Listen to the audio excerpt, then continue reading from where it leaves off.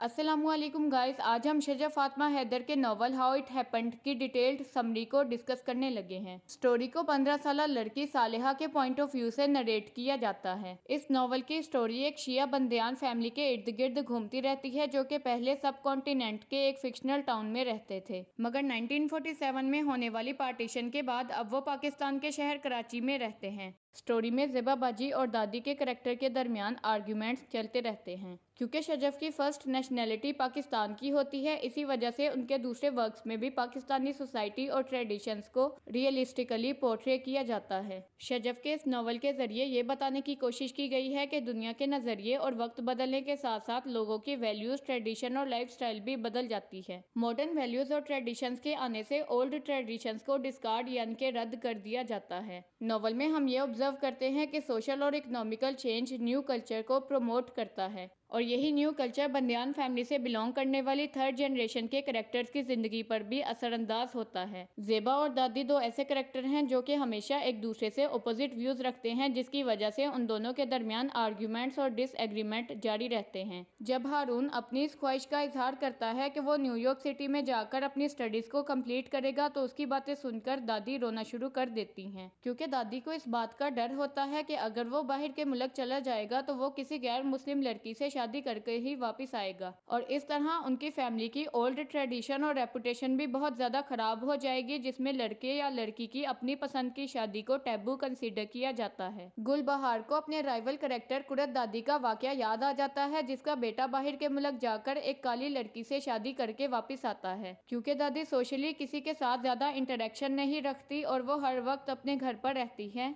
इसलिए दादी ये सोचती हैं कि जो भी लड़का बाहर के मुल्क जाता है वो वहाँ पर अपनी मर्जी की शादी करके अपनी बीवी को वापस ले आता है, और लड़के के घर वालों को हर सूरत में उसकी नई बीवी को कबूल करना पड़ता है। दादी इस शर्त पर हारून को बाहर जाने की इजाजत दे देती हैं कि वो वहाँ पर अपनी मर्जी से किसी लड़की से शादी नहीं करेगा। हारून की शादी जब दादी चाहेंगी तभी करवाई जाएगी, और उसी लड़की से करवाई जाएगी जो कि दादी की एक्सपेक्टेशंस पर पूरा उतरेगी। ज़ेबा दादी से बहस करते हुए ये कहती है, दादी यू आर बीइंग अनफेयर, यानी कि दादी मैं आपकी बात से बिल्कुल भी एग्री नहीं करती, आप तो मेरे भाई हारून के साथ सरासर ज्यादती कर रही हैं। ज़ेबा बाजी अपने भाई हारून के लिए ये एहतजाज करती है कि हारून को इतनी इजाजत मिलनी चाहिए कि जब हारून कहे तब उसकी मर्जी और उसकी पसंद की लड़की से उसकी शादी करवा दी जाए। दादी अपने बेटे हुसैन बंदियान को उसकी बेटी ज़ेबा की शिकायत लगाते हुए ये कहती है, यू बी क्वाइट, तुम खामोश रहो, लिसन टू यूथ, क्या मैं तुम्हारी बात सुनूं? He should Mary someone he likes,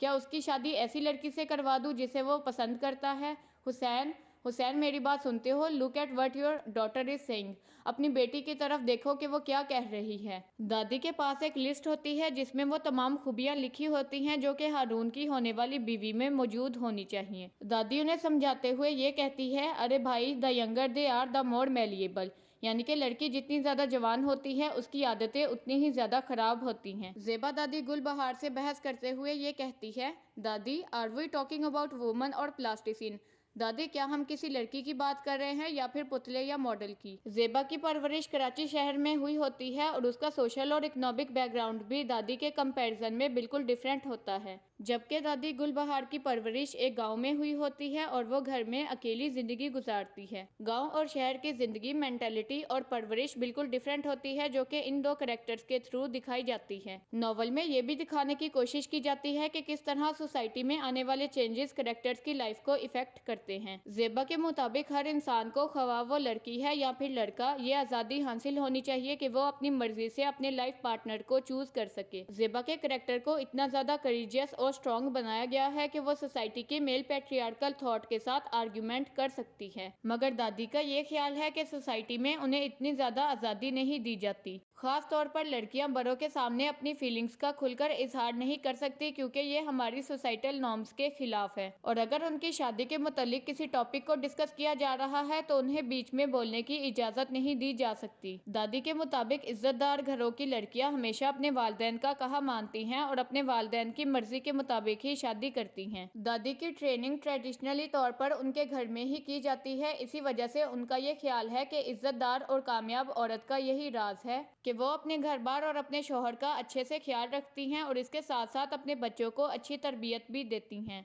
दादी के मुताबिक एक अच्छी लड़की अपनी अच्छी खूबियों की वजह से सबको दिखाई देती है, उसे ऊंचा बोलने की जरूरत महसूस नहीं होती। अच्छी लड़की वो है जो कि ऊंची आवाज में बात ना करती हो और उसे अच्छा खाना पकाना आता हो। आगे ज़ेबा दादी से बहस करते हुए ये कहती है कि लड़कियों को भी चीजें समझने की बजाय इंसान समझना चाहिए जिसके अंदर फीलिंग्स होती हैं। ज़ेबा के पॉइंट ऑफ व्यू से लड़कियों को भी बोलने की इजाजत देनी चाहिए और उन्हें भी सही और गलत की तमीज सिखानी चाहिए। इसी से वो अच्छे फैसले लेकर अपनी जिंदगी को बेहतर बना सकती हैं और माशरे में भी अहम किरदार अदा कर सकती हैं। ज़ेबा क्योंकि लिटरेचर की स्टूडेंट है, इसीलिए वो सोसाइटी को अच्छी तरह समझती है और दादी से बिल्कुल डिफरेंट पॉइंट ऑफ व्यू रखती है। उसे इस नॉवल में एक शार्प माइंडेड और खानदान की नाफरमान लड़की के तौर पर प्रेजेंट किया गया है, जो कि इंडिपेंडेंटली अपनी लाइफ को गुजारना चाहती है और किसी सूरत में सोसाइटी की तरफ से लगाई जाने वाली रेस्ट्रिक्शंस को कबूल नहीं कर पाती। उसे फैमिली की तरफ एक रेबल कंसीडर किया जाता है, जो कि फैमिली की ओल्ड ट्रेडिशंस और नॉर्म्स को खत्म करना चाहती है। वो अपने लिए भी ऐसी जिंदगी का इंतखाब नहीं कर सकती जिस तरह की पुरानी जिंदगी उसकी दादी ने गुजारी है। नॉवल में ये भी ऑब्जर्व किया जा सकता है कि टाइम गुजरने के साथ साथ फीमेल्स का सोसाइटी में रोल चेंज होता जा रहा है। हारून की बीवी साइमा का कैरेक्टर ये सिंबलाइज करता है कि अगर औरतें काम करना चाहे तो वो भी मर्दों की तरह काम कर सकती हैं, जबकि फातिमा फूफो भी अपनी मेंटेलिटी और फ्रीडम की बेसिस पर एक लिबरल और इंडिपेंडेंट वुमेन का रोल परफॉर्म करती हुई दिखाई देती हैं। वुमेन भी सख्त मेहनत करके मेल पैट्रियार्कल सोसाइटी में अपनी जगह क्रिएट कर सकती हैं। मोबाइल सोसाइटी ऐसी सोसाइटी को कहा जाता है जिसकी इकोनॉमिकल और सोशल कंडीशन बहुत ज्यादा चेंज होती रहती है और ऐसी सोसाइटी में वक्त गुजरने के साथ साथ कल्चर भी बहुत रैपिडली चेंज होता रहता है। शजफ ने अपने राइटिंग स्टाइल की क्वालिटी विट को यूज करते हुए इस चेंज होने वाले कल्चर को जस्टिफाई किया है, जिसकी वजह से रीडर्स को नए कल्चर को समझने में बहुत ज्यादा आसानी हो जाती है। नॉवल में दादी को भी यही समझाने की कोशिश की गई है कि कभी न कभी ओल्ड कल्चर चला जाता है और उसकी जगह नया कल्चर आ जाता है जिसे हमें एक्सेप्ट करना पड़ता है। और जो ओल्ड जनरेशन न्यू कल्चर को अडॉप्ट नहीं कर पाती तो ओल्ड जनरेशन और न्यू जनरेशन के दरमियान एक जनरेशन गैप पैदा हो जाता है, यानी कि अक्सर उनकी मेंटेलिटी बिल्कुल ऑपोजिट हो जाती है, जिसकी वजह से वो एक दूसरे के खिलाफ खड़े हो जाते हैं और इससे कल्चरल क्लैश पैदा होते हैं। ज़ेबा जो कि एक शिया फैमिली से बिलोंग करती है, जब उसकी शादी एक सुन्नी बॉय से करवा दी जाती है तो फिर बंदियान फैमिली की ओल्ड ट्रेडिशंस खत्म हो जाती हैं। नॉवल हाउ इट हैपेंड को पाकिस्तानी सोसाइटी पर एक कॉमिक स्टाइल कंसीडर किया जा सकता है, क्योंकि इस नॉवल में डिफरेंट कॉमिक सिचुएशंस को यूज करते हुए सोसाइटी पर स्टायर किया गया है। Now we are going to discuss the central themes that can be found in this novel. Love versus arrange marriage इस नॉवल का सेंट्रल थीम है, जिसमें अरेंज मैरिज को प्योरिटी और डिग्निटी का सिंबल कंसीडर किया जाता है और फैमिली के ओबीडियंट बच्चे हमेशा अरेंज मैरिज के रूट को ही चूज करते हैं, जबकि लव मैरिज को लिबरल मेंटालिटी और डिसओबीडियंट चिल्ड्रन के लिए सिंबल के तौर पर यूज किया गया है। दादी ये चाहती है कि उनके खानदान से बिलोंग करने वाले हर बच्चे की अरेंज मैरिज की जाए, क्योंकि इसी से वो खुश रह सकते हैं। दादी का पर्सनल लव मैरिज का एक्सपीरियंस बिल्कुल भी अच्छा नहीं होता, इसी वजह से वो लव मैरिज के बहुत ज्यादा खिलाफ होती हैं। The next major theme in the novel is feminism.